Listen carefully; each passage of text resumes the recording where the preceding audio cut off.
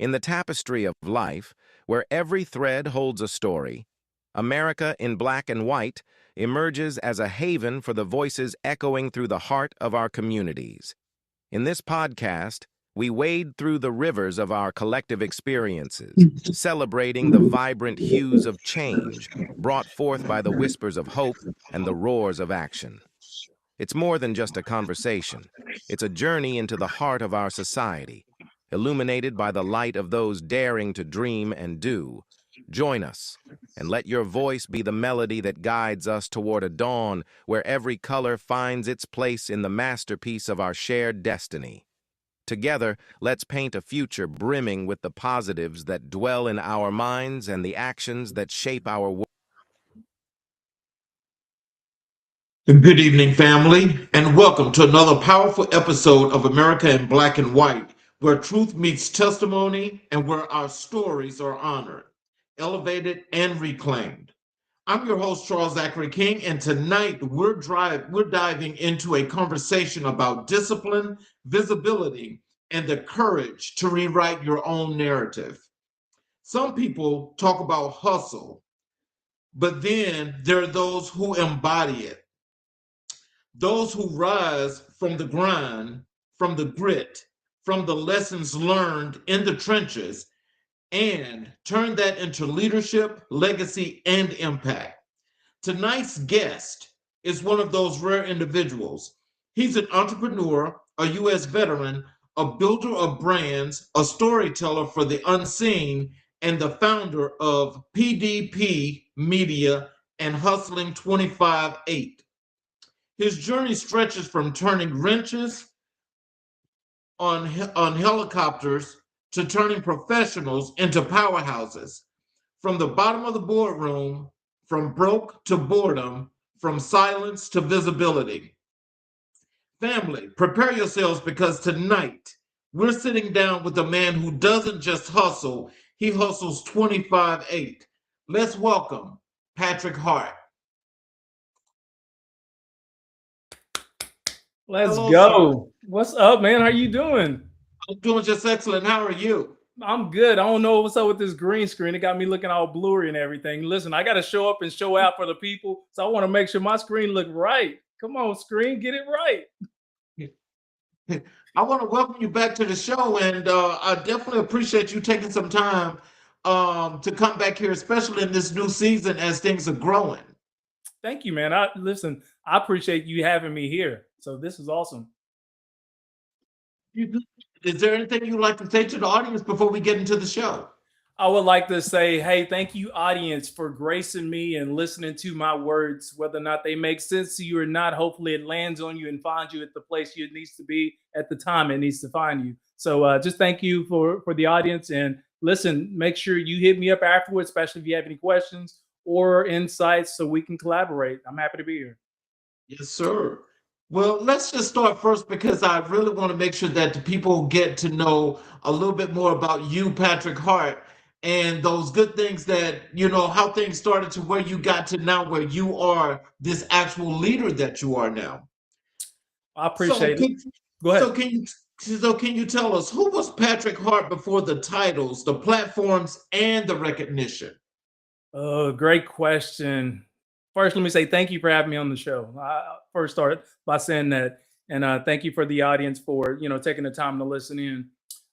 Like many people out here that's either watching this live or watching this on replay, man, I was just one of those guys that I grew up. My mom, she came from the struggle. I came from the struggle. It was her and me and my brother. So she was raising these two young men by herself. We didn't have any father figures in our life. So all we knew was hustle, right? That's all it was a hustle. So, I call myself, that healthcare guy. Everything that, I do today, I touch is hustling 25/8 is because that's where I come from. And a lot of people tend to want to shy away from their background once they reach a certain status. For me, listen, I resonate with those people because that's where I came from. And what, my message to folks out there is just because you came from somewhere doesn't mean you have to continue to be there. You can keep that same mentality, right? That hustle mentality, but use it in purposes that's going to help you continue to elevate and reach new heights and then impact other people. So my journey, man, was, I wouldn't say it's unique, but I go from hustling to my mom being a high school dropout to her being on drugs back in the 80s to me helping her get clean, to us not having lights, not having gas, to me going to 8 different elementary schools, to me finally, honestly, just finding one middle school to go to and catching the city bus, an hour-long drive one direction just to go to middle school and then come back because I was tired of all the transition in my life. I needed some stability. So I was like, I'll make that sacrifice for myself. So ever since then, man, what I've been doing is just making sacrifices, figuring life out, putting myself in different positions, entering different rooms, trying to be the version of myself that I always dreamt that I could be as a kid. And so that's what I do each and every day, man. Wow. So with that being said, though, how can you tell us what was the thing that gave you this motivation, that gave you this drive, to be this successful individual that you are today? I would honestly give all kudos to my mom. Even though she was a high school dropout and she had street sense, she taught us how to hustle. She taught us how to believe in ourselves. She taught us what confidence looks like. She taught me what resilience looked like. She taught me what overcoming obstacles with resilience looked like. She taught me how to get up and pick yourself back up when there's nothing else to do. You don't know how to move forward. So I give it all to my mom. But what that instilled in me, because we struggled so badly, that instilled in me intrinsically that I wanted to create a life that I never had before, right? So you read it in the bio. After high school, I joined the Army. I spent 6 years in the military, traveling, seeing the world, which was beautiful. And that was the best thing that ever happened for me, man. Real talk. Because when you grow up somewhere, especially if you grew up in the hustle, what happens is you get into your own belief systems that it's the woe is me, or the man trying to keep me down, or it's always somebody trying to get over on you, and we just never accept ownership for the position or the situation we find ourselves in. I never wanted to use that as the backdrop for the reason why I couldn't find success. So after, in the military, man, I decided, okay, I'm gonna join the military because I couldn't afford to go to college. My mom didn't have, a college background. She couldn't help me navigate that journey because she never had any insight to apply for applications and to go to school. So I was like, man, the military was a great choice for me. I can get a skill set, I can earn money, and I get to travel and see the world. And that's the last part that hit me the most, when I got to travel and see the world, because even though we struggled here stateside, and you go to other countries, people still live in shacks. There's still dirt floors, right? And I mean, and they grow their own food in a lot of situations, and the hustle is very real. So that just taught me how to get out of my own personal belief system, understand where I am, and just try to use my surrounding and the tools that God gave me, man, so I can push forward and I can create this life that I have today. So yeah. Your upbringing teach you about discipline, resilience, or survival? What's the question there? What did your upbringing teach you about discipline, resilience, or survival? It taught me everything, man. Everything. First, let me say this too.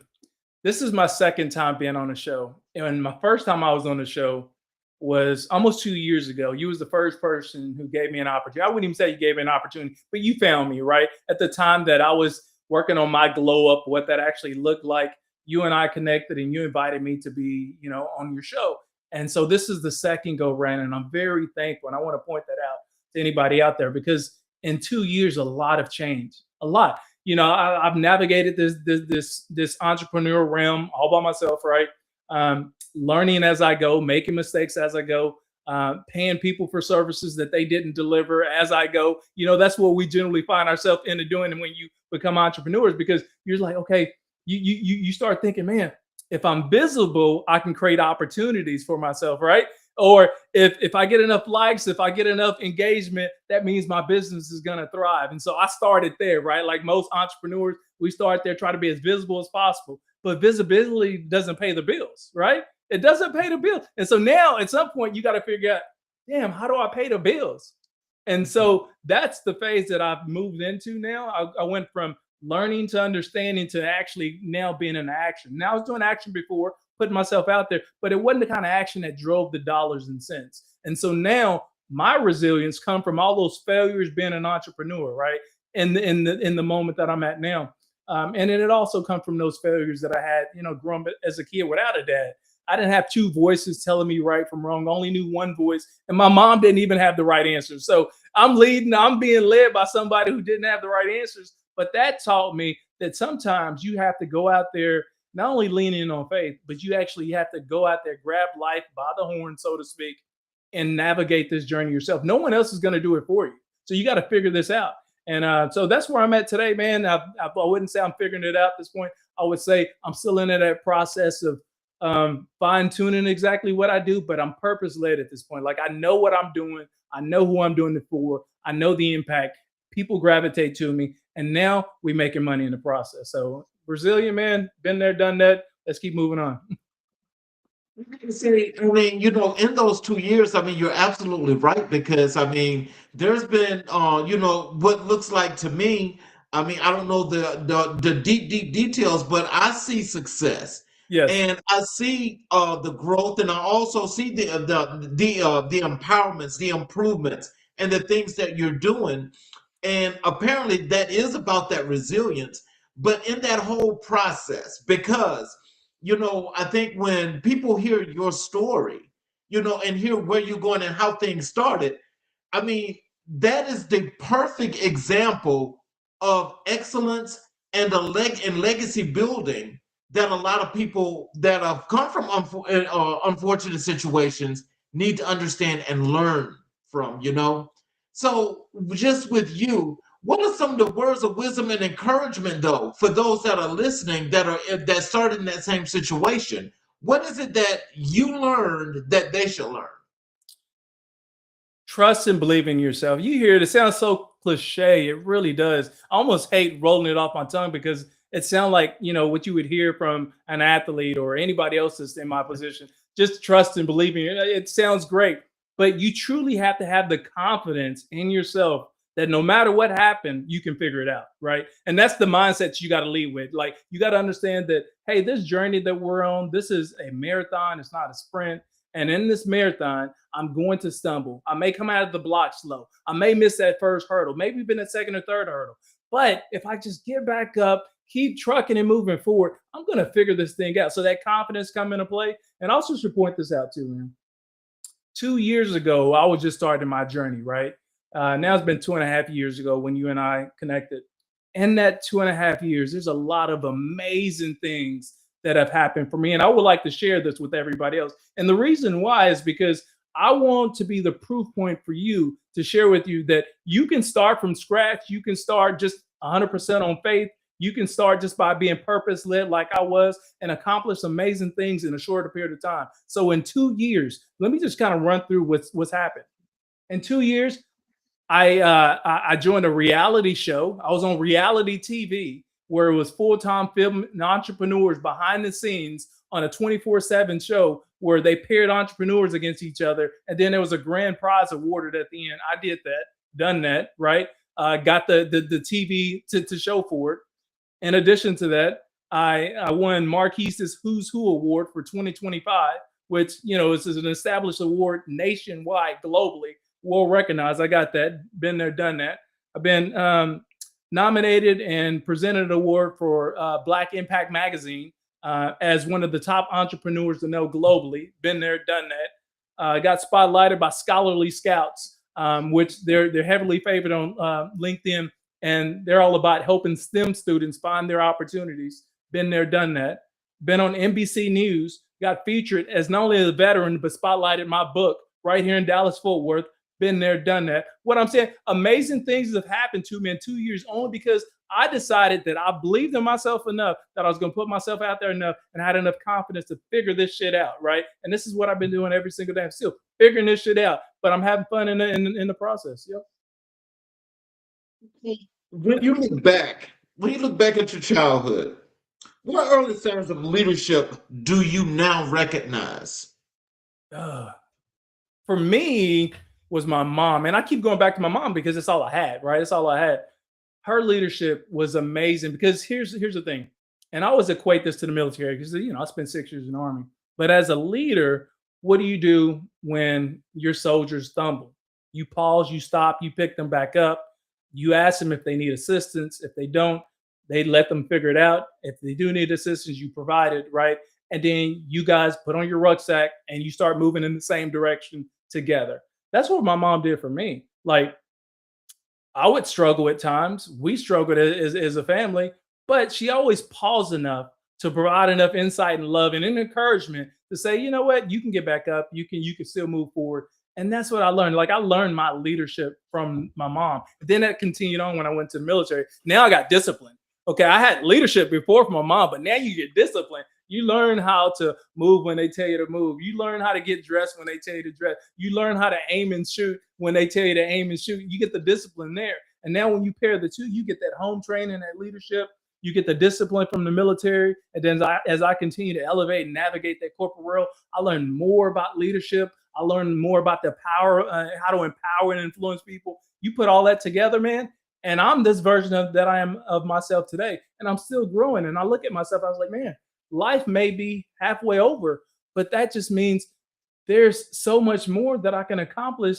And especially if you look at how much I've accomplished in the last 2.5 years, I'm like, imagine what the next 5 years are going to look like. So I'm super excited about where I'm at now. I'm super excited about, my messaging and the people that I impact. And I'm super excited about the journey. And, I'm always glad to be here with you, man. I'm really happy that you're here too. So, what moment in your life forced you to grow up the fastest? I would say when my mom got strung out on drugs, and I point that out. And when I talk about my mom, and I talk about my mom a lot, she passed away 5 years ago this year. She passed away right during the pandemic. And, me and my mom was like that. We're peas in a pot. So I was this mom boy. And I would say for the first 3 years of her passing, man, I really struggled to identify who I was and what I wanted to accomplish, right? Like there was a whole piece of my life that was gone. Like there is a whole chapter that, is closed and you can't reopen it. It is what it is. And that was so impactful for me that it opened up my eyes and say, you know what? If you're only going to live once, what are you going to accomplish in that time you're going to be here? And so for me, I've always been leaning into those challenges. Now I face fear head on. I'm looking forward to the next journey. I'm looking forward to falling down only because I know I have faith in myself that I can find a way to get back up, that I'm going to learn from it. And then in those moments of learning, that's when those growth happens. And I've been growing daily, man. So I would say my mom passing was a big impact for me, but going all the way back, even bigger than that before she passed away was when she got strung out on drugs. And I had to be, man, I was probably like 10, maybe 11 around that age.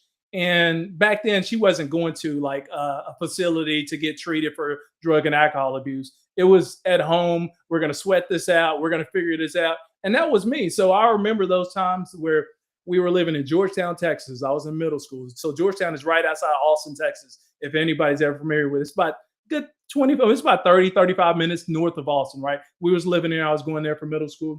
And my mom was recovering from drugs. And during this time, we lived in this small little house. We were renting this house.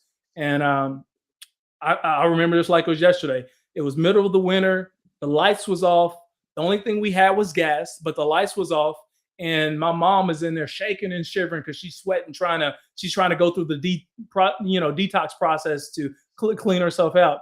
And it was time for us to eat. And for whatever reason, the stove wasn't working right. So I go outside, I light up the grill. We use paper to light up the grill, and I'm cooking stuff on the grill with a pot, right? And I remember I'm like 10, 11 years old, just so I can go back and feed my mom and take care of her. That was a defining moment for me because I knew we were struggling. Like we were literally struggling. Not only were we struggling financially, but we were struggling emotionally. We were struggling mentally. Like we were struggling as a unit. And that left an impression on me that I never wanted to struggle. I never wanted to struggle. So to this day, I got 4 boys. My oldest son is 34. My youngest son is 21, right? My youngest son, he plays college football. And I also have 2 grandkids, 13 and 8 years old. So, 14 and 8 years old. Thank you. So I got my 2 grandkids. Neither one of them in their entire life know what struggle is like. Never had gas cut off, never had the lights cut off, never worried about where money's going to come from. Always was, active in sports if they wanted to play sports. All that is because the belief that I had in myself that I didn't want them to experience what I experienced. So I always give myself a pat on the back for, migrating, becoming this version of myself, and then creating the future. We're talking about future leaders within my family who now they can pass this on. So this is what we're doing is breaking that generational cycle. We're not growing up as strugglers. We're growing up from a great starting point to now where they can pass the baton and we can get bigger and better each and every time.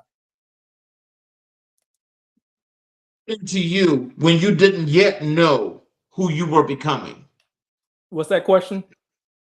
Who poured into you when you didn't yet know who you were becoming? Oh, I'll probably say my wife. I would say my wife. We've always been a support system with one another. Like I'm her biggest fan.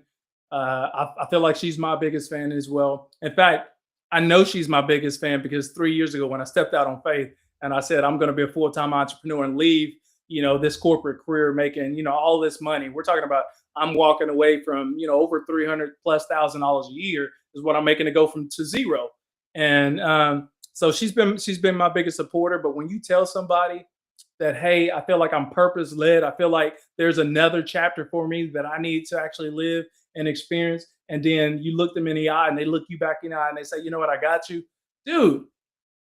That's everything. Like, I can get emotional talking about it. I can break down crying talking about that, because for someone to believe in you that much like that, I have no choice but to keep going up, keep excelling. You know what I'm saying? Like that's absolutely amazing. So my wife has been my biggest supporter outside of my mom. But now my wife has took the place and my mom is no longer here.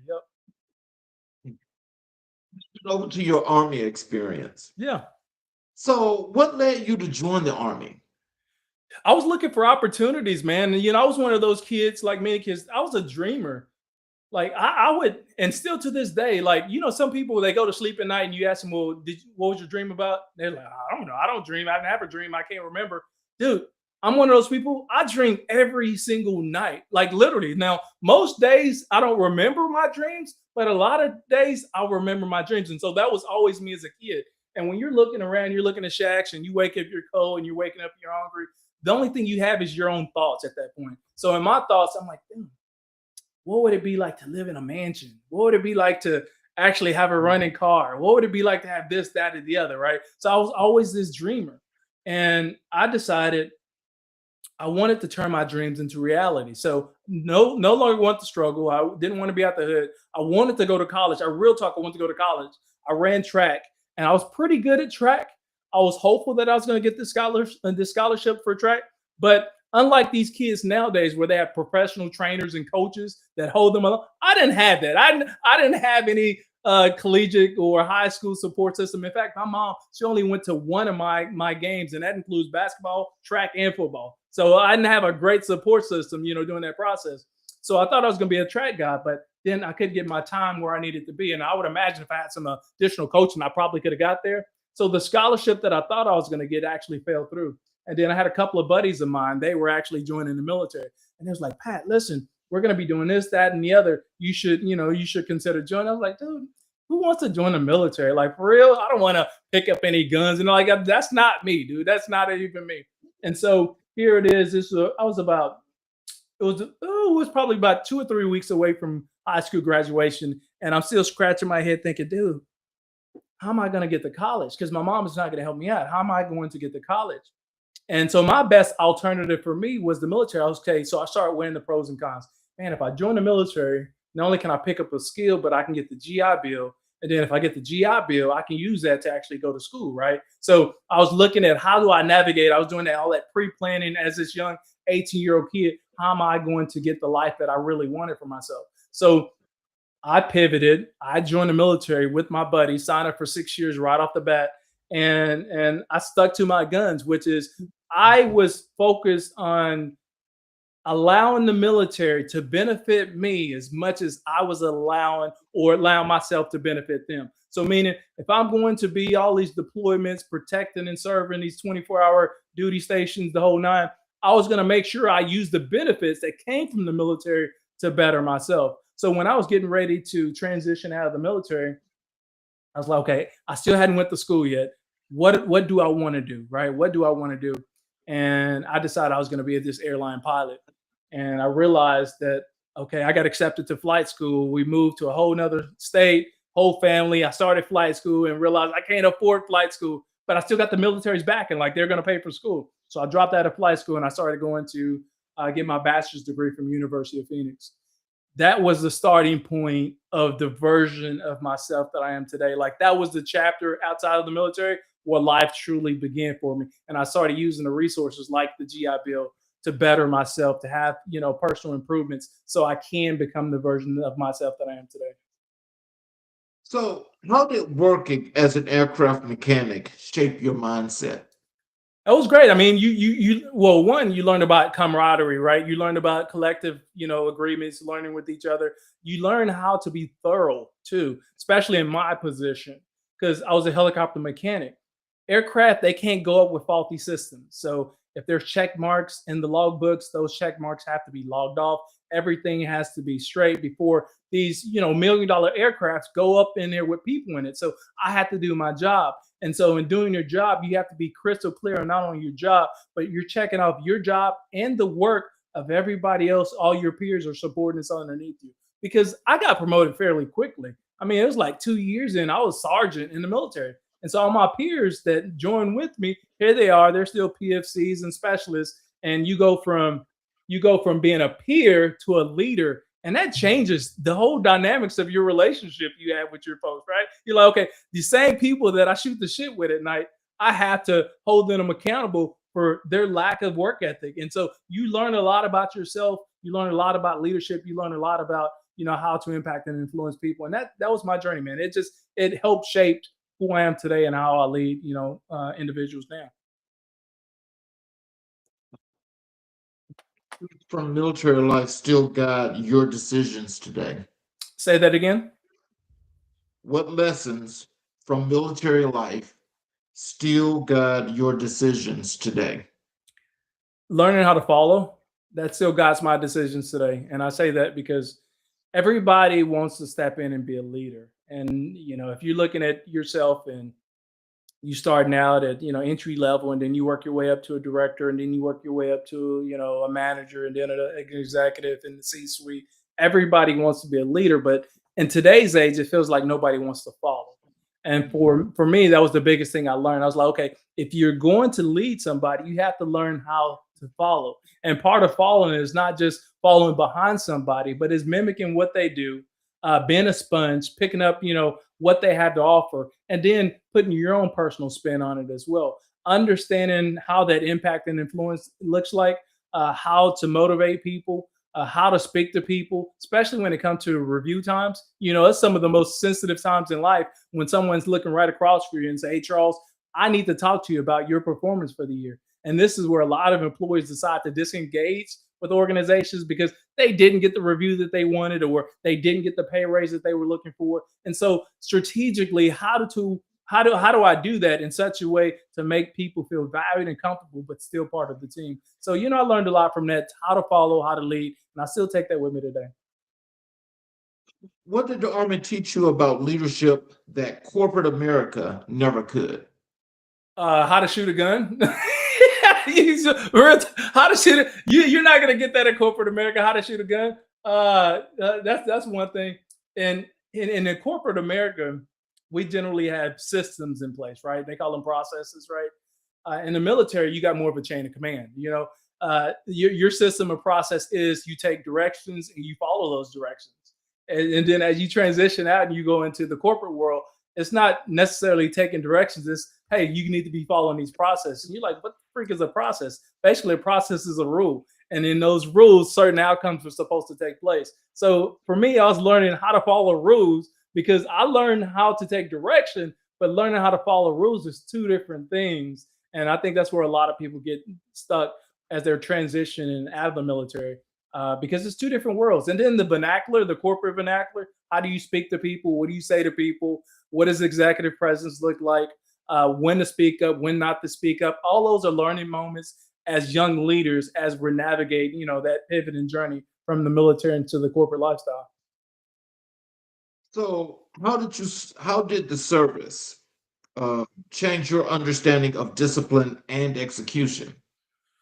Oh, I would say for pretty much everything that I mentioned, that the discipline, they're going to instill that into you anyway. I think, as a young soldier, you don't really have a choice, so to speak, into whether or not you follow direction or not, because it is what it is. It's either you're following direction or you're getting kicked out of the military, right? So you don't really have much of a choice. You can think it's your choice, and some people make it a choice, it's not for them, and then they end up getting kicked out of the military, right? So they lose income and benefits or whatnot else. But for me, that was just it's just about that, being obedient to the fault that you will do anything that someone tell you to do, and respecting people for their rank and not necessarily for who they are or their personal beliefs. I think that's a big thing nowadays too, especially in the era of the time that we live in. People are so far on the left and the right, and it gets super political. But can we respect people for who they are? That one, they're still people. Two, everybody's entitled to an opinion. You don't have to agree with it, but can we move forward even in disagreement and still, take care of our families in the end, right? And so I think that's a big thing that you're always going to learn or pick up on or glean from as you transition from the military into that corporate world. The structure and the discipline that the military, helps you to pursue and understand. And thinking about, how things started in the beginning of your life to get to the point then where you're in the military. Can you tell us what was so valuable about the discipline and the structure that the military helped you to get in order to move forward in life? That's a good reflection question right there. What was so valuable that helped me get to where I'm at today? Mhm. Uh, how I would still probably go back to following, learning how to follow somebody. There's discipline in following. People don't realize that. Following somebody takes discipline, because not only are you following them, but you're learning how to shut your mouth. You're learning how to use your eyes. You're learning how to use your hands without words. You're learning how to react without emotions. That's discipline, right? You have to do all of that in the military, and all of that taught me, which leads to executive presence. How do you navigate? You walk into a room, you command the room. How do you look people in the face? How do you deliver your message without offending people? How can you get your point without rambling? How can you navigate and control an audience without coming small? You learn all of that in the military. So that military is like extremely powerful for a lot of the things that we do today as executives, or a lot of the things that I do in the way that I show up. So I'm grateful for my experience. I'm grateful for what it taught me, because now I'm using a lot of that framework through a lot of my courses and tools that I talk to people about as well. From the military to your civilian and corporate life, because as you see, we're actually building up this ladder as you're going up this ladder. And I think it's pretty much it's a really great thing. But I think for as to when you transition from the military, a lot of people don't quite know, they don't have that head on right as to what do I do next. Right. And it's almost like that prison It complex, is. because when you come out and it's like, okay, now you're out there, what do you do? Now, before I go into this first question, but I want you to give us give us a summation of this, because I want to know, what was your mindset when you decided you were going to leave the military and you were going to come out into the corporate world? How did that work for you, and where did you see what was there already to help you to transition? Oh, excellent question. I knew, I mean, and this is my vision, right? Remember, I told you I was a dreamer.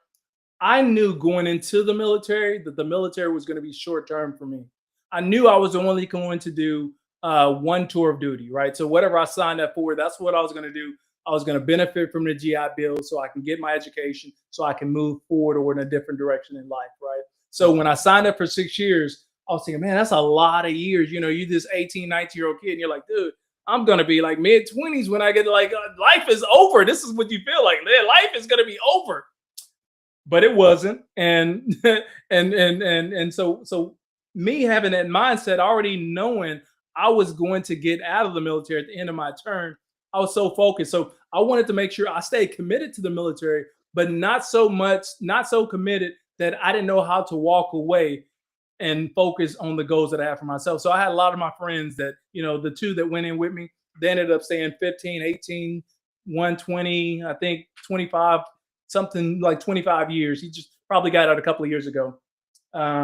and he stayed in the whole time. But for me, that wasn't my purpose. That wasn't my duty. That wasn't my belief. That wasn't my vision. It wasn't my dream for myself. So me staying focused on what I wanted in life helped me, because I knew that there was chapters in life, right? And that's how I always looked at life. Life is a chapter. If this chapter doesn't work out for you, eventually you're going to turn the page and you're going to move on. I think that adds to the resiliency, right? I may be stuck at this very moment, but at some point that chapter is going to change and I'm going to move on. And so for me, I knew I was in a chapter and I knew that page was going to turn at some point. And so that kept me focused, that I could figure anything out that I wanted to. Like, I signed up for the military and I'm over here protecting and defending our country in the middle of the night in countries that I've never been in before. If I can do that, why can't I bet on myself? Like, for real, why can't? That's my mindset, right? And so I carried that with me outside of the military. And I think that's what helped me just staying dialed in, staying focused, that life is bigger. My goals were greater than where I'm at today. And listen, I'm not saying anything bad about the military, because the military gave me my opportunity. What I'm saying, for me, that wasn't my vision long term. My vision long term was bigger, better, greater, a different kind of impact for my life. So I spent the 6 years, transition out of it, stay focused that, hey, I wanted something bigger for myself. And that helped me. All right. I'm not sure what's helping other people, but that's what helped me staying focused on my goals. Hardest part of transitioning from the military to the corporate world? No money. No money. No money. That's the biggest part. That is the biggest part. Like, when unless you have a big, support system where you can come out of the military. In the military, you're going to get paid on the 1st and the 15th, right? Every 2 weeks you're going to get your money. It's in your account. In fact, we call them allotments, right? All that was direct deposits. You would have an allotment set up. Your car's paid for.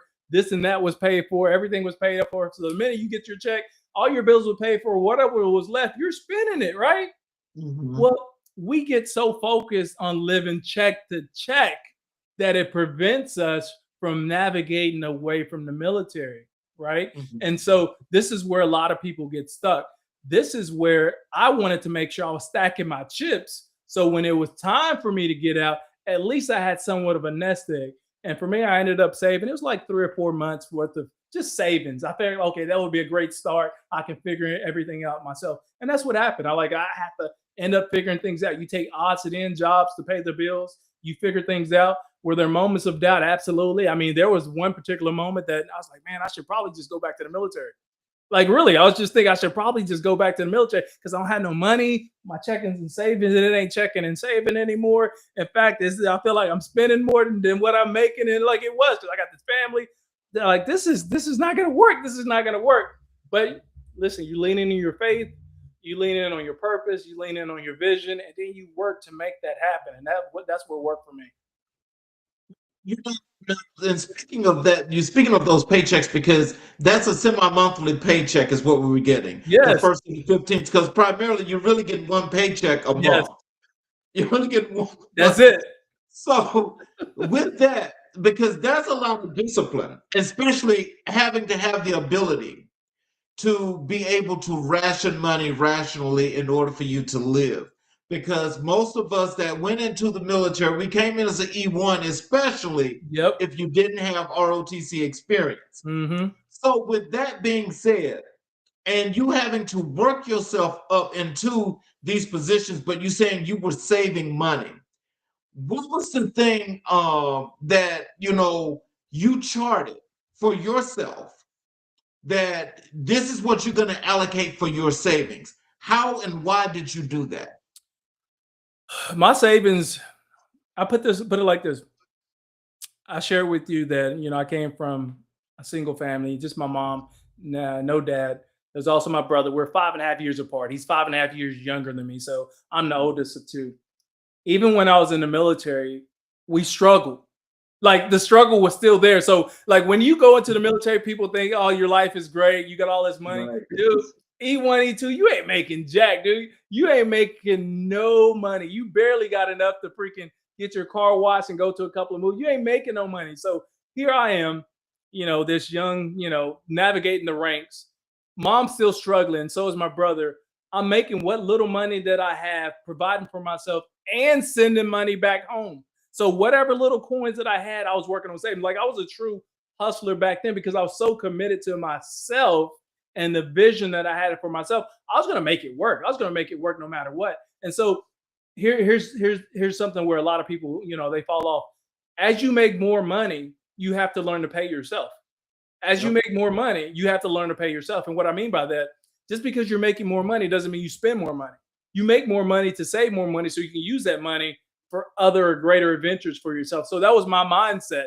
And I was able to get that because when you come from no money, you value money. You value every piece of money. At least I did. So I valued every single penny that I had. And I got really frugal at how and when I spend money. And even to this day, like if we would say, me and my wife, we've been together for 27 years. We've been married for 24. It'll be 25 this year. At the end of December, it'll be 25 years we've been together, right? Married. So we've been together a long time. And one of the pet peeves that my wife had for me today is I'm extremely frugal. Like she's like, baby, we should do this. We should do that. We should do this. I'm like, well, how much is that going to cost? That's my first thought. How much is that going to cost? That's always my first thought. And she hates me for that one thing right there. Man, can you get out of your head? How much is going to, I can't. Because everything is dollars and cents for me. It's just the way I process. So I keep that in everything that I do in life. If it doesn't make financial sense to me mentally, I'm not doing it. Like I'm not trying to spend that money. And she's like, you can't take it with you. And I was like, I get that, but right now I can manage it. And so that's what I do. I manage it, man. So, how did you climb from the bottom of the boardroom in healthcare tech? Listen. A lot of us, we find ourselves in places that we never thought we would be, and that was me. And some of these places are good places. Like we're not talking about in broken alleys, behind somebody's curtain or on the floor.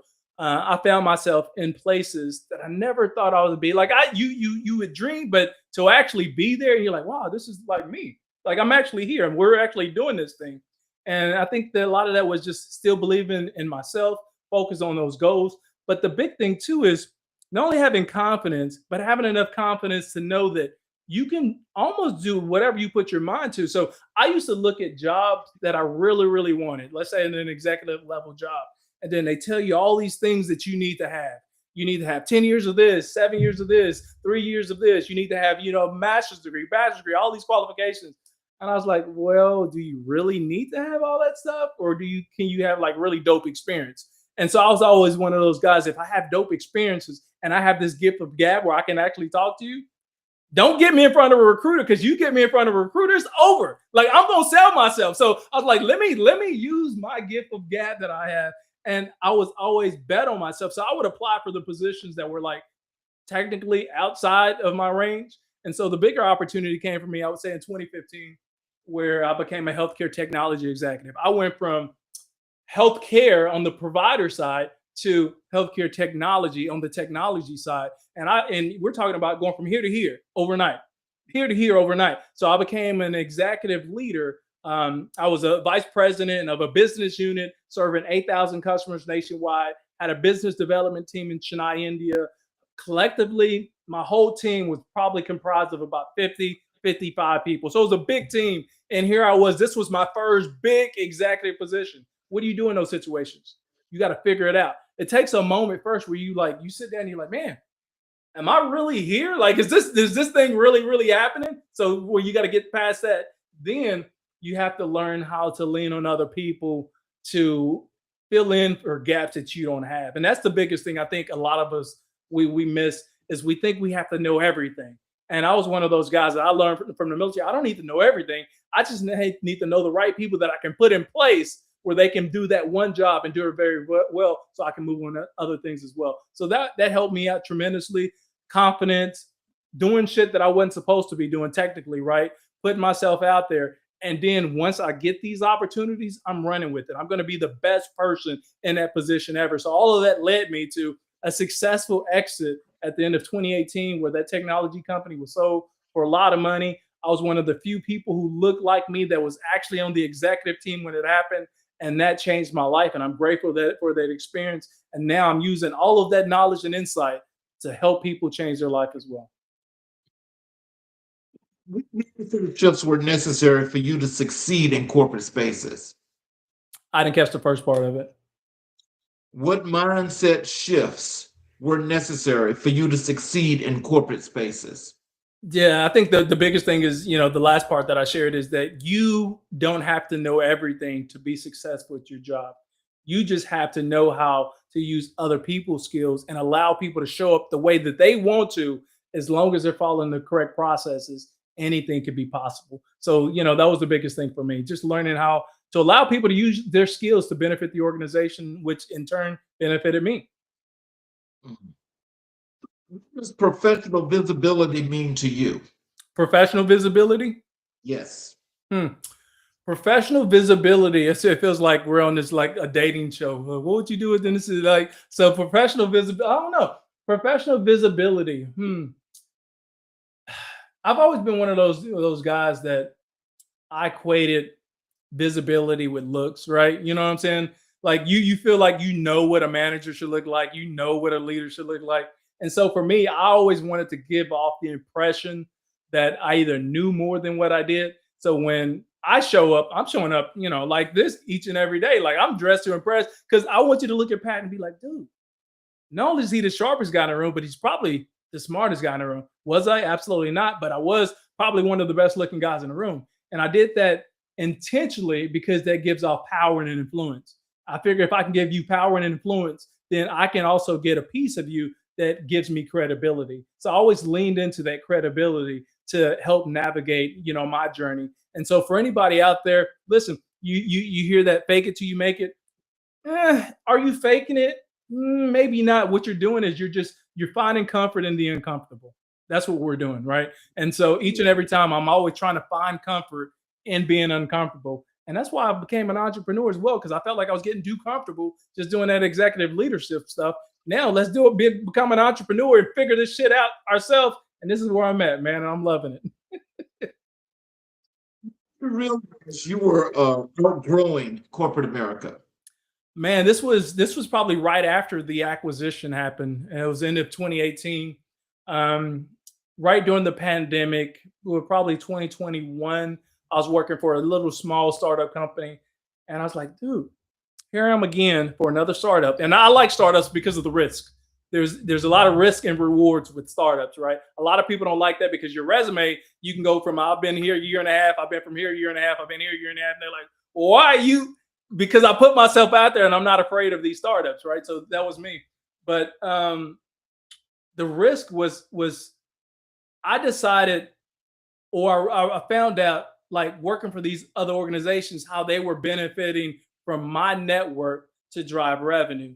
And this was the last startup that I worked at. And I was like, dude, I built up this following across LinkedIn. I started out in LinkedIn in like 2009. So here it is. We're 17, 18 years later. I still have that same LinkedIn account. And I built up these followings over the years. And I was using that same network to benefit these organizations to help them grow money.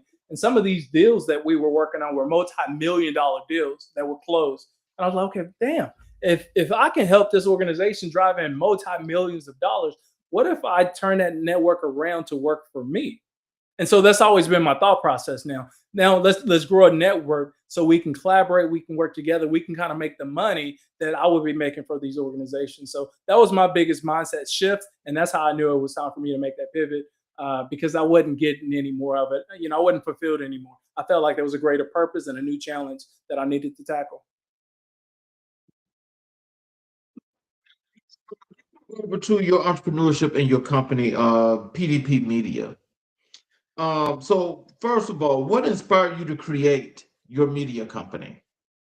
Digital media sounds sexy. Let's start there. Listen, digital media sounds sexy. Everybody had a digital media company. I felt like with digital media, you can encompass so many different things. Like it could be like a baseline for other growth verticals. So I wanted to create a media company because I love storytelling. I love telling stories. I love talking to people while they share their stories. I love listening to stories. Because remember, we go back, I was a dreamer and I find inspiration in people's dreams. I feel like it's so impactful when somebody wake up and be like, man, you won't believe what I dreamed of. I'm like, well, tell me more. Let's tell me more because I'm excited about those dreams. And what I realized is, dude, there's a lot of people like me who are dreamers, but they're stuck.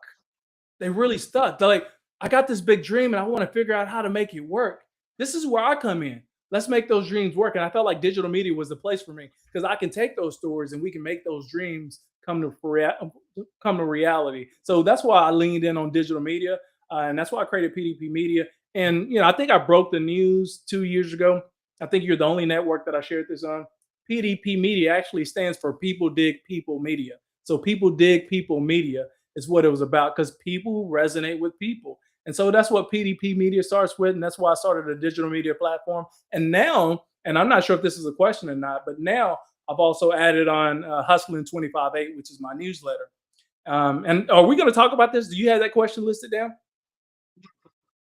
Well, we're gonna get to that part, but you can go ahead and as you're answering, that's fine. Okay, yeah, because well, I mean, if we're going to talk about Hustling 25/8, that's going to be great because that's going to be a new this, and it was not going to be. It's a new venture that I'm doing.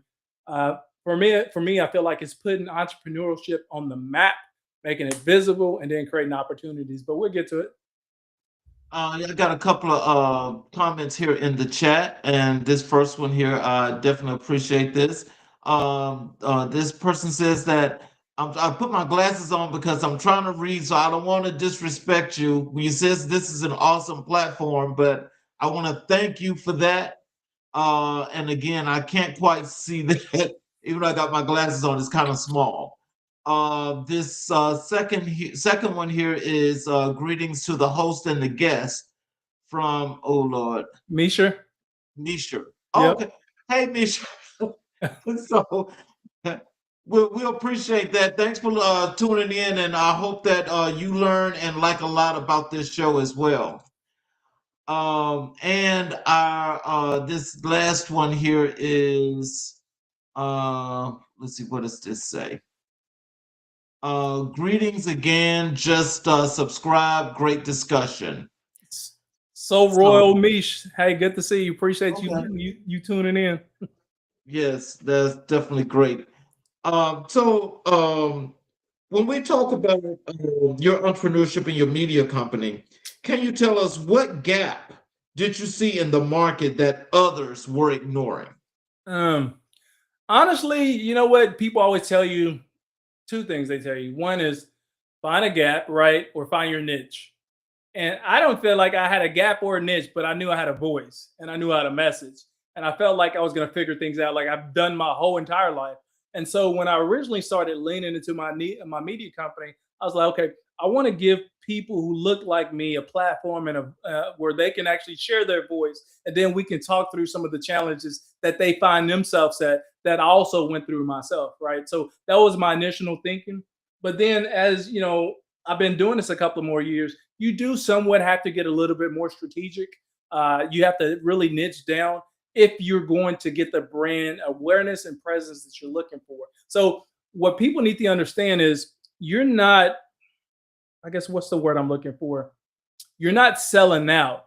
You're selling in to the people who actually you need to help and influence. So me today is focused on mid-professionals and entrepreneurs. If you find yourself in that range, you're a mid-professional, you're an entrepreneur, this is a reason why you want to connect to me, whether it's my digital media company or my newsletter, Hustling 25/8, because the journey that you're on, I've been there, done that. A lot of the challenges that you face, been there, done that. A lot of the experiences that you're going to have, I've experienced those already. So I would like to be almost like a big brother, so to speak, to help people navigate their careers as well. So my focus today is really leaning into my niche, mid-professionals and entrepreneurs. If you're on that journey, take it with me, and I help you introduce you and create the life that you've been looking for. With your media company, what are some of the things that you're doing that's we understand when you said what it's about because it's about the people. Yeah. But how are the people? How are you relating this to the people that's in your surrounding area, your communities, and so forth? How are you bringing these people into the fold? Part of this is what we're doing now. These podcasts, this is all part of media, right? This is media.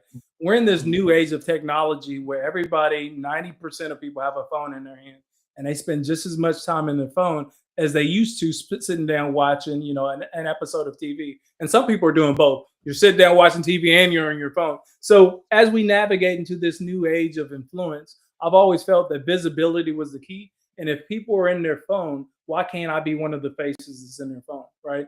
And so I always wanted to be a face that was in their phone, but using that visibility, what my message is, and what I'm trying to help people do is help create your own personal visibility. So let me help you navigate and walk you through that. How do you grow confidence? How do you place yourself in uncomfortable situations? How do you lead through those situations? And what a lot of stuff that I do now is help you tell those stories, whether it's on the camera, behind the camera, in writing, whatever. I help you navigate that journey by using my platform to create your visibility. And then now I'm also showing people strategically how to take action where you can create the kind of wealth that you're looking for yourself. So a couple of reasons why you want to connect and engage with your boy. PDP Media help people own their story. Absolutely. That's what it's about. I mean, 100%. Here, if you're not telling your story, somebody else will. And now we're in this day and age, like for real talk, somebody else will. We're in this day and age where you've probably seen it on TV. Certain libraries are getting closed. Certain books are getting taken off the shelves. Museums are being closed down. Statues are being put up. Statues are being taken down. Some of this feels like it's trying to erase history, right? That's what it feels like.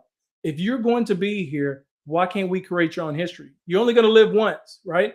And so we don't want somebody else telling the story. Well, Patrick, he did this in his life. I want to create my own story, and then I want to navigate it through it. So this is what it's about. Let's create your own story. Let's navigate through it. You don't have to be the version who you was yesterday in order to become the version that you are tomorrow. My message to folks out there, it's okay to pivot. It's okay to change, because it's the same thing. If people ask me all the time, how you and your wife, man, how have y'all been married for 20, 24, 25 years? We actually been together now longer than we have been apart. This is we're at that stage in our relationship. And I always share with people, there's understanding. There's understanding that who you married in the beginning may not be who they are today, because as people age, their vision changes for themselves. The goals that they have for themselves change. And you have to be that kind of person who is willing to accept, better or worse, hey, this is my partner in life. This is who I'm going to be with. And I'm going to support them if they want to be this person, if they want to do that. And so that's just me. And I use that same message when it comes to your life and your career. Just because you were X doesn't mean you got to be X tomorrow. You could be whoever the hell you want to be, right? Don't be influenced by your family, your cousins, anybody else. Be you, but do it at the best version of yourself you can. So what's the biggest misconception people have about visibility? Oh man, the biggest misconception is people think they need to be a content creator. You don't need to be a content creator to be visible. You just need to be strategic with what content you put out and the frequency of doing that. And so, we talk a lot about that, whether it's PDP Media or Hustling 25/8.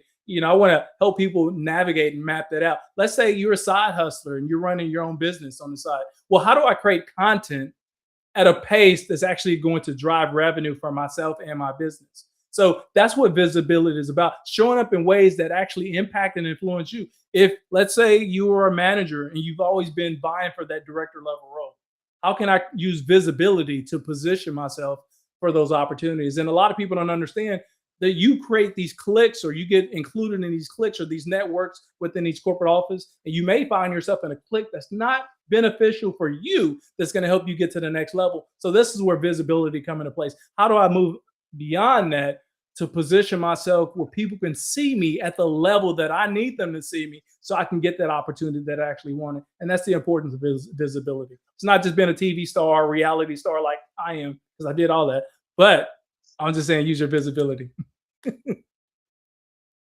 What transformation you've seen through your work?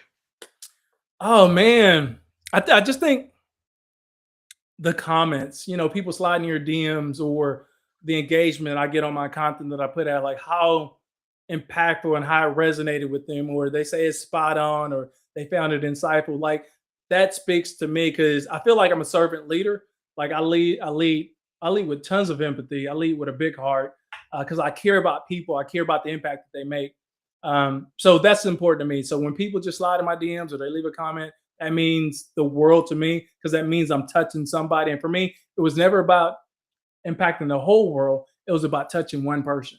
And if that's your focus, then you can help so many other people just by helping that one person. Yeah. What does it take to build a brand with integrity and impact? Money, money. I say that, listen, being an entrepreneur is not for the faint of heart. You're going to spend a lot of money, and you may need to have 2 or 3 different credit cards because you may end up maxing those things out. Listen, it's betting on yourself at the highest level. Yes, it is. It's at the highest level because you're spending so much money for that branding and visibility. People don't understand this, and I want to help you understand this. If you want to create a brand for yourself, not only is it consistency, but it's systems to help you maintain consistency. And what a lot of people don't understand, well, what the freak is a system? Systems is all the tools that you use behind the scenes, whether it's accounting, whether it's AI tools, whether it's quick, whatever it happens to be, that's going to help you be at your most efficient so you can do what you want to do at your highest level. So you have to invest in those tools to be to grow a brand. It takes money to be spotlighted. I have so many of these different awards where they've came to me and they say, hey, we want to feature on this, that, and the other, but you still have to pay for the publication, right? Or you still have to pay for you still have to pay for the award if you want the award. So there's branding that comes into that. And then there's also putting yourself out there and collaborating in such a way, because if you're going to grow a brand, your brand is generally not solo. You may be a solopreneur, but it takes other people around you to help amplify your brand. So you have to get strategic enough where I'm connecting, collaborating, and networking and putting myself in the right rooms and or circles that's going to help influence and grow your brand. So that's going to be just as important as everything else too. And being transparent. Entrepreneurship, you have to be transparent with yourself, to your family, okay? Because the journey is tough within itself, but if you don't have the right support system, you can flame out before you even get started. So I just want to share that bit of information with people as well. Creating a brand takes some time, takes some support, it takes resources, and has the right tools and systems in place.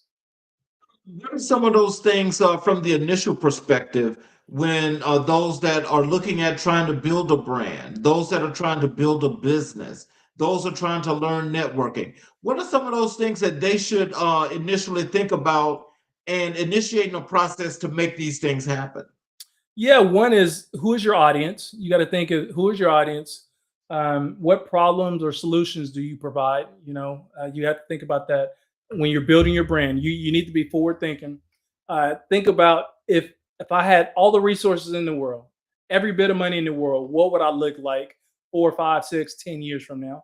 You have to be thinking of that. Or what would the maturation of my brand look like? You have to be forward thinking is what I'm getting at. So if you're not forward thinking, you may or may not be ready for entrepreneurship yet, because it takes a lot of forward thinking. You're thinking past the situation that you find yourself in. You're thinking what success actually looks like, and then you're working your way back into that success. So I would tell you to start there. Start with your vision. Let's start networking and collaborating. Get your resources, your money right. You need to have at least, I tell people, at least 6 months to a year of reserves that it's not play money. This is investment money. And then you need to start strategically aligning yourself with other people who's willing to support your vision or your brand grow so you can help amplify it.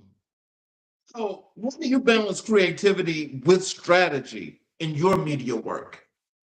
That's a good question. How do you balance creativity with strategy? For me, it still goes back to your vision board. What's your vision? What is your vision? And I've always envisioned myself having not only multiple businesses, but multiple streams of revenue. So what does those multiple streams of revenue look like for me, right? Whether that happens to be newsletter, whether it happens to be merchandising, whether it happens to be public speaking, whether it happens to be, acting, whatever that happens to be. I always leave room open for opportunity while I'm still keeping my vision alive. So learning how to pivot and understand that, hey, I've been doing this for 3 or 4 months and I'm not getting the return on investment that I'm looking for. It may be time to pivot. I think that's going to be something that you need to be thinking about as well. But then sometimes I may have been doing this 3 or 4 months. I'm doing what I'm supposed to be doing, but I'm not doing it right. So you're doing that self-learning, or collaborating with other people, or picking up a coach or mentor to help you develop the skills that you don't have. Using all your resources, you have to do that as you grow as an entrepreneur. Otherwise, you're going to get stuck. You're going to feel siloed. You're going to feel by yourself. The weight's going to get heavy. You're going to go broke in the process. And then you're going to end up in a position working for a company that you really don't want to work for. So let's get strategic and let's make it do what it do. Well, I got one more comment here. This is from Misha Fisher, and she says, great conversation. Thank you, Misha.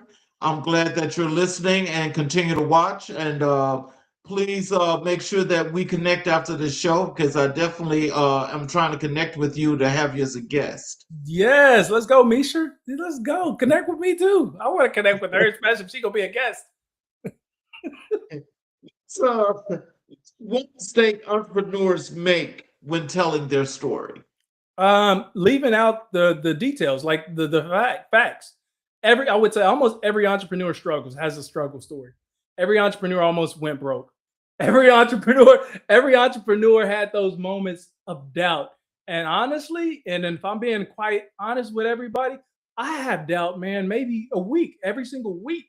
Like seriously, like real talk. You doubt yourself. But this is where the confidence come into place. This is where your systems come into place. This is where your vision boards come into place. Because if you're following your systems, if you're following your vision, if you're doing the work that you're supposed to be doing, you can overcome a lot of those struggles that we all face. We all face it as entrepreneurs. So I don't want to sit here and tell you guys you're not going to be sad. You're not going to cry. You're not going to feel like you're broke. You're not going to feel like you don't supposed to belong in a room. You're not going to feel like you're playing on fair ground, because all of that comes through your head. But you have to lean on what you know. You have to lean on what you've been through. You have to lean on your faith, and all that's going to help you navigate and push forward. So that's my 2 cents. Now I got to say, I think when you say that, and some of those things that you said earlier, they resonate because they are real. I think for most of us that are going into entrepreneurship, you're right about the one thing, and that is, you're going to need money, but I can guarantee you, if you may have started out with this beautiful credit score of 830, Oh yeah.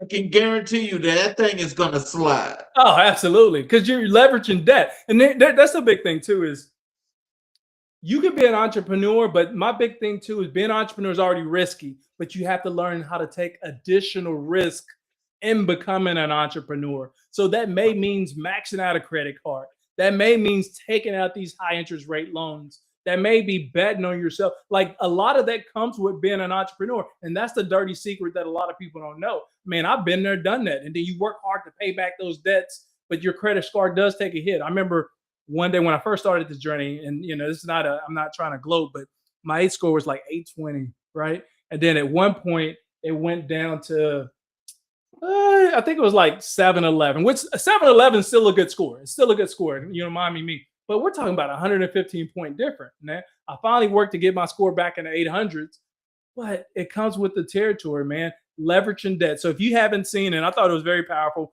I'm a Dallas Cowboy fan. I live in the Dallas-Fort Worth area. So Dallas Cowboys has always been my team, but we haven't won a Super Bowl in over 30 years. Where am I going with this?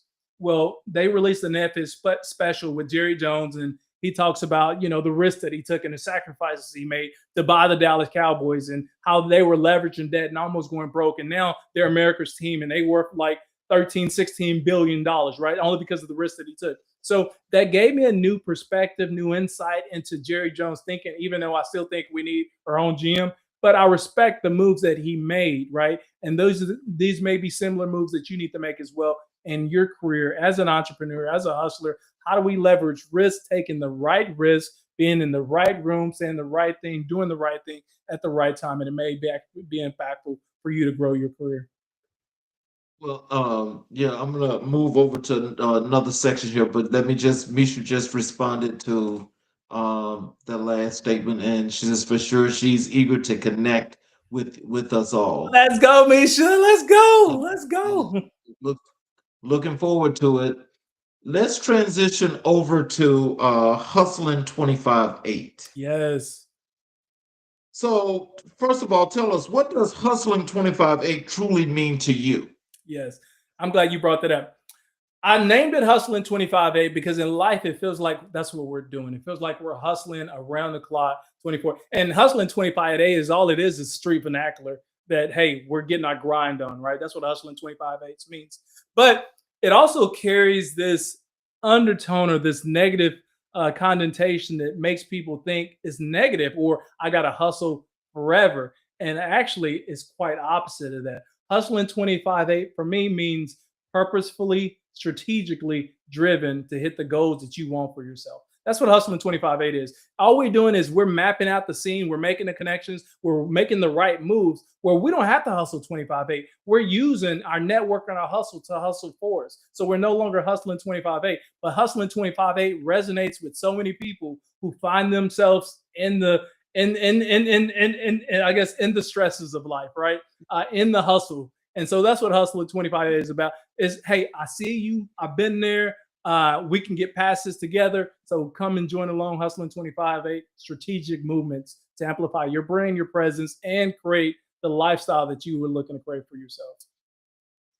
I want you to take some time, if you would, to please explain that newsletter because, when you first put out your newsletter, I mean, I read your newsletter every time you put one out, but for those that have not, can you just kind of like break that down as to the stuff that you're putting in your newsletter is very useful. It's Yeah. very useful. It's very meaningful and purposeful. But I think a lot of people might not get some of the vernacular to maybe understand the main purpose of your newsletter. Yeah, great point. The main purpose of the newsletter is to help you navigate where you're trying to go. Okay. A year ago, when I started hustling 25/8, it was just 100% solely on LinkedIn. And what I was creating content that would actually speak to where people found themselves. So it was motivational, insightful content to give you this belief that you can be a greater version of yourself. So it's all insights and motivation. Here in 2026, I transitioned Hustling 25/8 to make it more action focused, action backed. Now, we've already been inspired, we've already been motivated. Now, what do we do? So, this is where we at now for Hustling 25/8. Now, we want to take everything, we built up our confidence, we built up our strength, we built up our energy, we built up our vision, right? So, now let's get strategic. Well, how do we use that information now? So, Hustling 25/8 today is just a roadmap, it's a playbook to help us make the move so we can develop the life that we want. So if you're a mid-level professional, if you're an entrepreneur, things that I talk about is, and I just kicked this thing off. I just kicked this thing off 7, 8 days ago, right? We could talk about mid-level professional. How do we navigate, get in this room, move to the next room? How do we get from that room, move to the next room? What do I need to do to go from here to here? We can talk about that professionally. Let's say we're an entrepreneur and I have a coaching business. Well, what's the right message to slide in somebody's DMs to help create an open a conversation? How do I move somebody from interest to actually paying? So we talk a lot about that, the tools, the techniques, the strategies that are needed to get you from here to here. That's what Hustling 25/8 is about today. So yeah, join me for the ride. Another thing that I'm doing too, because I'm an entrepreneur, because I like fear, because I like visibility, because I like putting myself out there, I'm also building this in public. And what I mean by that, daily, Monday through Friday at noon Central, you can tap into my events page, and I'm always going to have a daily live talking to you about how do you build $1 million business and do it in 12 months. So I'm doing it in real time. I'm showing you guys in action. This is what it looks like. I'm showing you the moves that I'm making. I'm showing you how to collaborate with somebody. I'm showing you the systems that I'm actually using to create the network and the influence that I'm designing as well. So all that is beginning to unfold this year. And that's what Hustling 25/8 is about this year. This philosophy become a lifestyle instead of a slogan? Say that again. How did this philosophy become a lifestyle instead of a slogan? Well, I think it gets back to what we were talking about before. To create a brand and have influence, it generally takes not only visibility, but it takes some type of capital. You got to invest money in yourself, right? And so that became one of these things for me. I'm going to be hustling 25/8 because I feel like this is what I need to be doing. Like I was purposefully led to be here. I'm moving in faith, and faith is telling me there's a bigger impact that needs to be made. Now, am I for profit? Absolutely. You listen, a lot of people think just because you move in faith, that means you're broke, you don't make any money. No, that's not what it means. It means I'm moving in my purpose, which is to impact and influence and help people design the lifestyle that they're looking to create for themselves, but it's also for profit. So I want to show you how to make money while making money as well. And that's what Hustling 25/8 is about. And that's what I've always lived on right now since I became an entrepreneur. I'm going to continue to hustle for myself, for the dreams that I have for myself. And if I do it right, it's going to have an impact. It's going to have a ripple effect across the world. Now, that's a great lead in, because this question is definitely one that, I mean, we really want to hear this answer. Yeah. What separates hustling from effective hustling? The last part you cut out. Hustling from what? Effective hustling. That's strategy. It's just vision and strategy. A lot of people don't believe this, man, but it's real. One, if you have a vision, you have to write it down, and it amplifies that vision. It amplifies that dream. Two is, if you can dream at night, you can get up in the morning and you can write down that dream. If it's a dream that you really want to accomplish. Now what we want to do is we want to go from dreaming to action. I don't want you to dream anymore. I want to say, okay, dude, that dream, that was a really good dream. It scares the shit out of me. How do I get it? And I talked a lot about this in my book. I talked a lot about this on my NBC special when I was featured by NBC News. Is I want you to dream so freaking big that not only does it scare the crap out of you, but these dreams are dreams that nobody's in your family's ever accomplished before. These dreams are so big that no one in your circle of influence has actually decided that they wanted to do for themselves. That's what dreaming big is about, right? I want you to dream so freaking big it scares the crap out of you so much that you're actually scared to share it with somebody else. And that's me. This is where I'm at. I'm still in this dream world. My dreams are bigger than my check-ins and savings. It's bigger than the tools and systems that I have in place right now. But I'm working and navigating through it. And then I can do that with the support of other people who look like you. And, you know, thank you for the platform. Thank you for the podcast. This is only going to help me amplify my brand, my reach, and my presence. So that's what it's about. Do you want to respond to this comment here? What you got? Amen. Move in faith, because successfully to make a greater impact. Absolutely. I mean, it's that's what I'm about right there. It's purpose. I'm a visionary, focused on making money, but the core of what I do is impact. Because if I can make money and have a great impact, man, I feel fulfilled. Like my cup is flowing over. And that's what I absolutely love it. And so being as entrepreneur today, I'm grateful for this opportunity. I'm grateful for the work that I've been doing.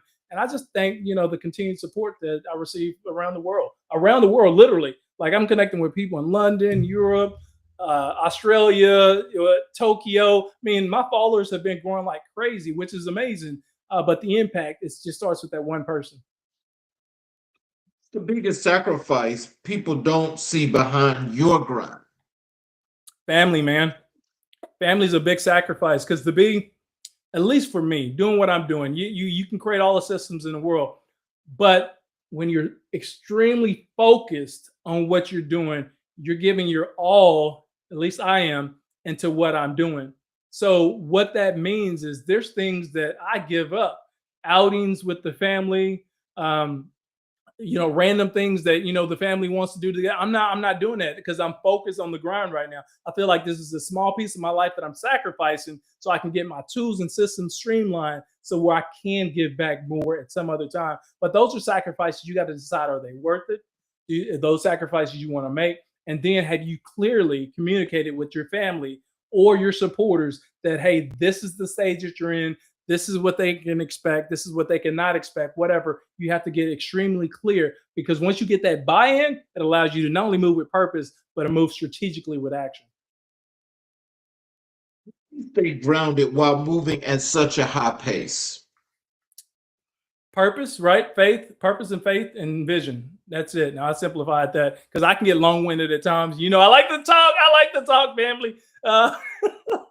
But that's it, man. Those three things: purpose, faith, and vision. You stay focused on that, and the rest is going to take care of itself. Over to media presence and recognition. What did it feel like being featured on NBC5 News? That was thrilling. That was so live. It was so fearful too. Like, I don't know, if my audience can resonate with this, but I've always been one of those guys. I love going to like theme parks, and I want to get on the roller coasters because that first drop, you know it's getting ready to come. You climbing up, you're climbing up, you're climbing up, you're climbing up, and then you know that baby's about to drop, right? That's what that was like, man. You're like you're climbing up, you're climbing up, climbing up. Then those lights come on, kind of like what you have here on your podcast. The top of this, people probably can't see it. It says on air. So whenever Mhm. you're on air, what does that mean? People can see you. There's a performance happening. People can actually listen to you. They can vibe with you. They can understand you. Like that's what it's about for me. It's that experience. It's that fear, navigating through it, pushing myself past it, and then embracing the moment, being fully present in that moment. So I love moments like this. I love the feedback. I love Misha and everybody else has been commenting. I love being uncomfortable only because I know I'm growing. So thank y'all. How did it feel being recognized by Black leaders worldwide? Oh, that's everything. That's everything. Here's there's you listen, we can all get awards, we can all get trophies, we can get accolades and all that.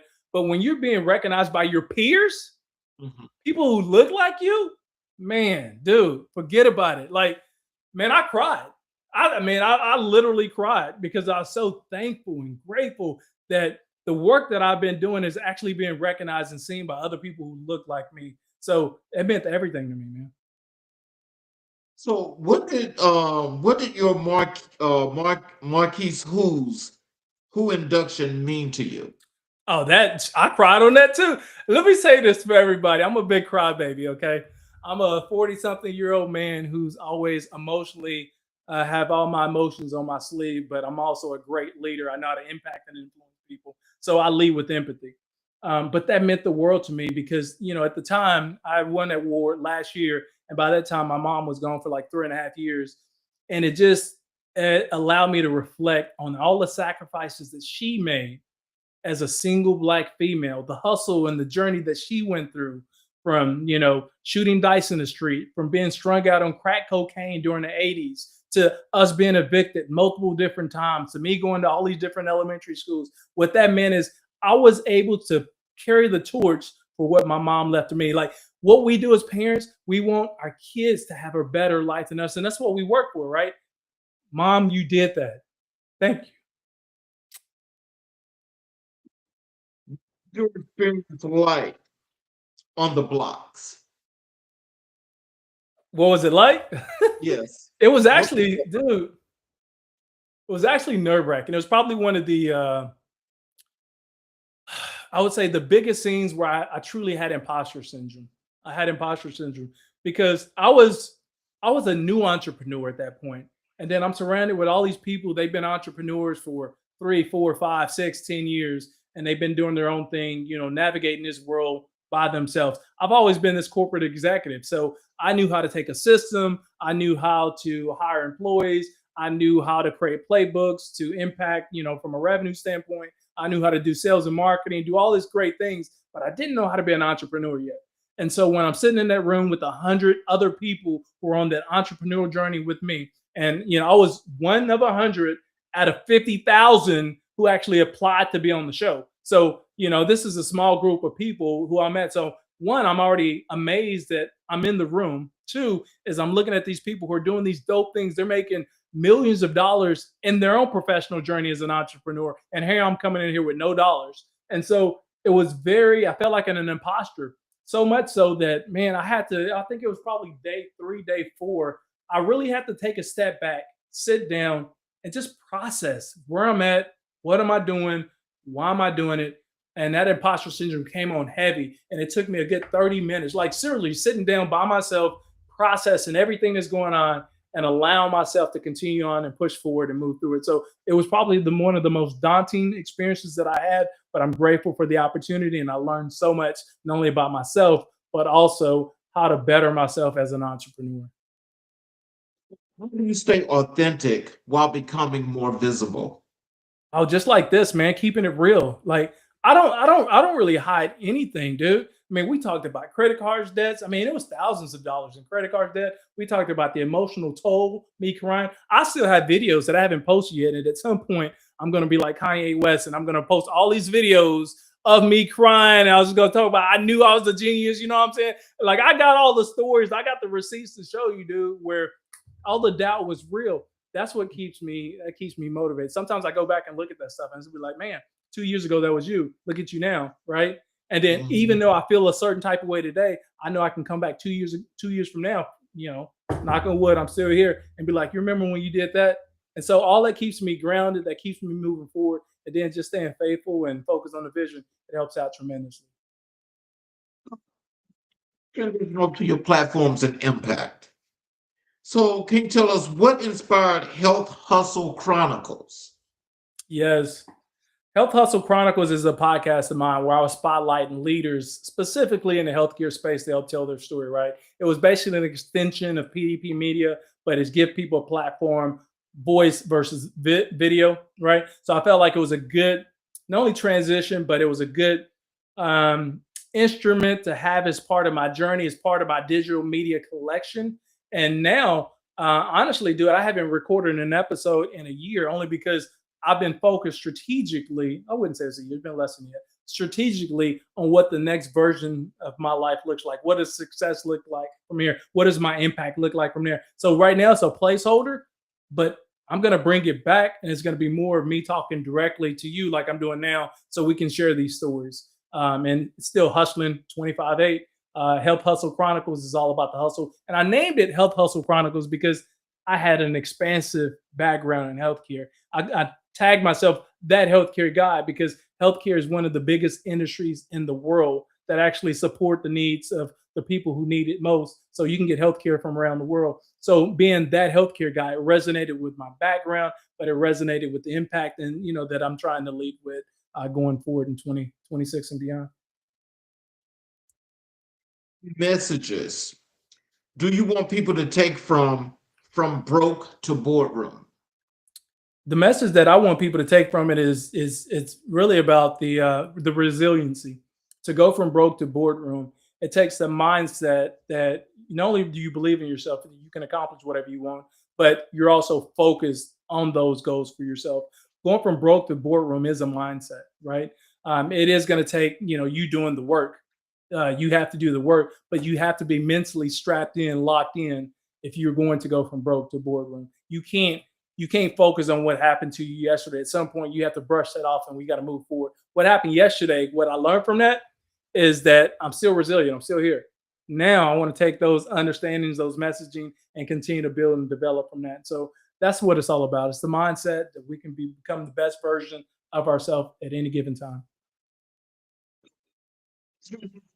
Hustling 25/8 help people transform their lives. It is because the way it helps you transform is about giving you the tools, the playbook, the systems that I've picked up along the way. This is what a lot of people are missing, right? When they start a business, they have a vision, but they don't have the tools. You may have capital, but you still don't have systems. You may have, you can create content, but you don't have support. You need all these various things as you continue to grow. So what I'm bringing you with Hustle 25/8, I give you a little bit of everything. There's a platform. We can show visibility.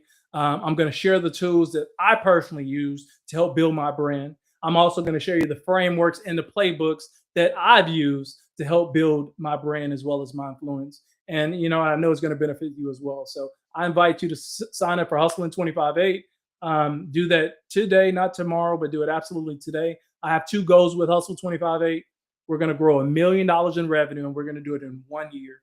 We're in day 20, and I only kicked this thing off like last week, Monday of last week. So I waited intentionally for a couple of weeks because I wanted to get people past their New Year's resolution, right? Because everybody starts these New Year's resolutions, and by week 2, you're like, okay, now what am I going to do? Well, let's lean into ourselves. Let's lean into the vision that we have for ourselves. Let's grow our careers. Let's grow personal wealth. Let's grow our side hustle. Let's grow our business. And we can do that with Hustle 25/8. What role does storytelling play in leadership? Everything. Storytelling is everything. In fact, if you look at, a lot of us, we watched the national championship game last night, right? Miami was playing Indiana.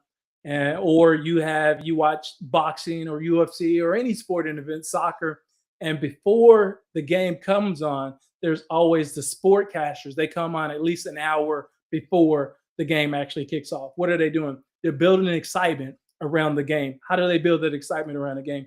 They give you the personal insights and stories to the players that are on the field, the impact that they're trying to make, the journey that they went through.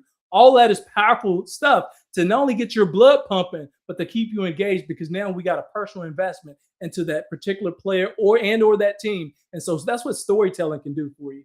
It can actually amplify your message or your brand in such a way it's going to resonate with people who actually sees value in that story.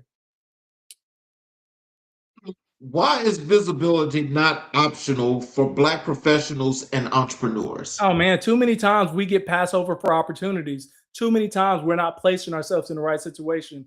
I was an executive of a company that sold for $750 million. We're talking about $250 million shy of $1 billion, right? It sold for $750 million.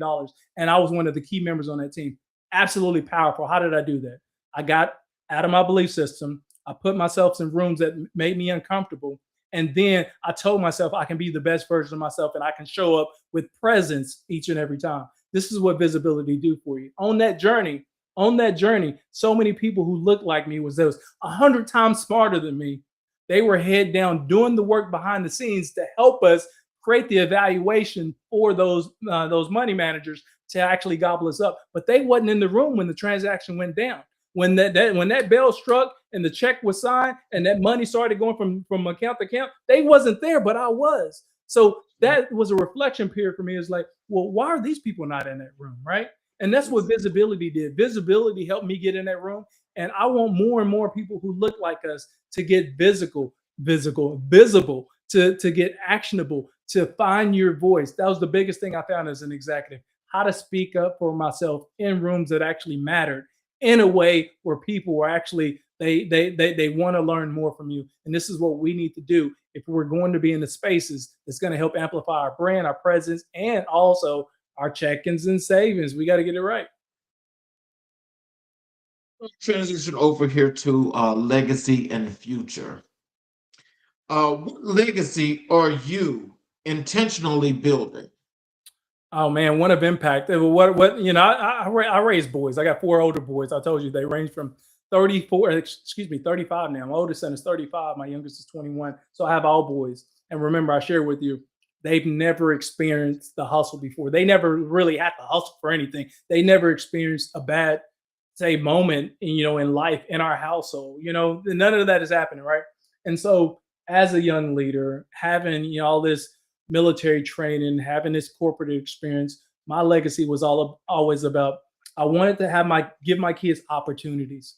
This is something that most of us don't have. When you grow up broke, when you grew up struggling, the only thing you're looking for is an opportunity. You're not looking for a handout. I'm looking for an opportunity to show people that I'm worth it. I'm worth the bet. I'm worth the risk. I'm worth it 100%, right? And so this is what I'm teaching my boys first, and then sharing it with the world, is that if you do it right, you can afford yourself opportunities, and then those opportunities can be passed down to other people as well. So for me, it's all about opportunities to make decisions in your life that you want to make.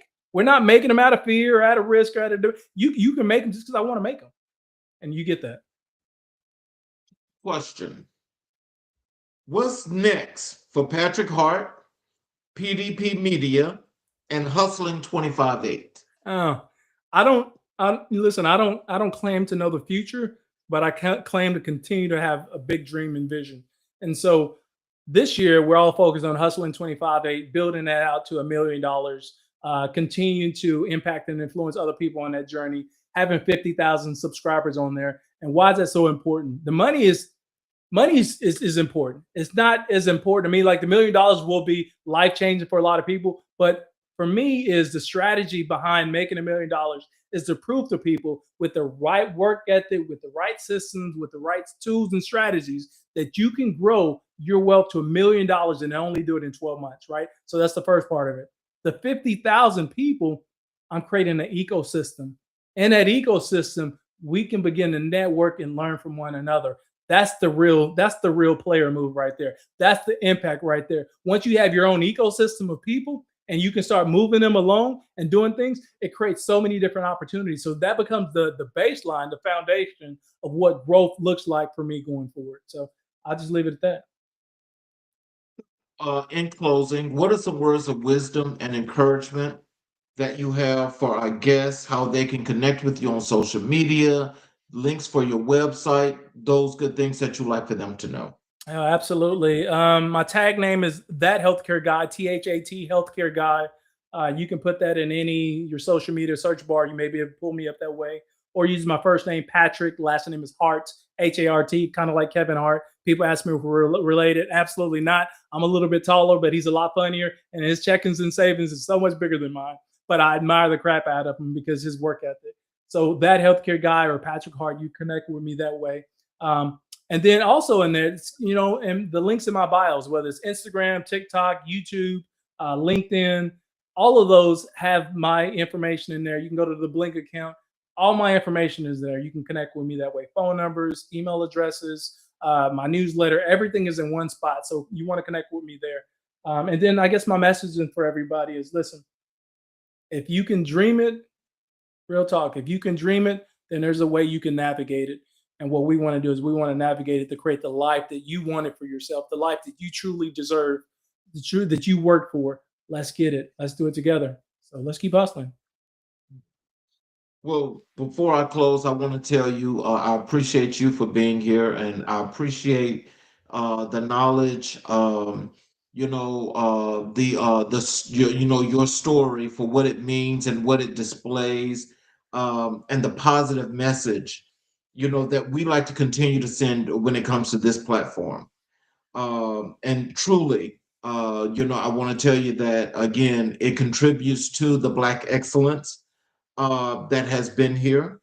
It's what's going to continue to grow as the show grows, and it's professionals like yourself again that I really want this audience to more than just get just a load of the work that you're doing, but also get some of that resilience and get some of that encouragement to go out there and take that opportunity or make that chance to make their lives that much better, especially if that's what they're thinking to do. Absolutely. And uh, so just in closing, I just want to say these closing words for everyone tonight. Stating to you, Patrick, tonight you reminded us that visibility is not vanity. It's strategy, it's ownership, and it's liberation. Your journey from the army to the boardroom to the media world is a testament to what happens when discipline meets purpose and when a man decides to bet on himself without apology. You've shown us that storytelling is powerful, that leadership is service, and that hustle, real hustle, is about consistency, clarity, and calling. Thank you for pouring into our audience, for lifting the veil on the process, and for reminding us that our stories matter. Family, keep pushing, keep building, and keep owning your narrative because, as Patrick Hart has shown us tonight, when you own your story, you own your future. This has been America in Black and White. I'm your host, Charles King. Good night and keep rising. And for those of you that have not subscribed yet, for those of you that are on our YouTube channels, please do us the favor of supporting us by subscribing and enabling all notifications because whenever we're doing the shows and the shows are live, you'll get the notifications, you'll catch the shows live. You'll also have the opportunity to go back and watch each and every last one of our previous recorded shows and get the knowledge that our guests are leaving. Thank you again, Patrick. Thank everybody that has participated tonight. And we will definitely see you guys tomorrow night here on America in Black and White, where we will continue to color conversations on the canvas of America.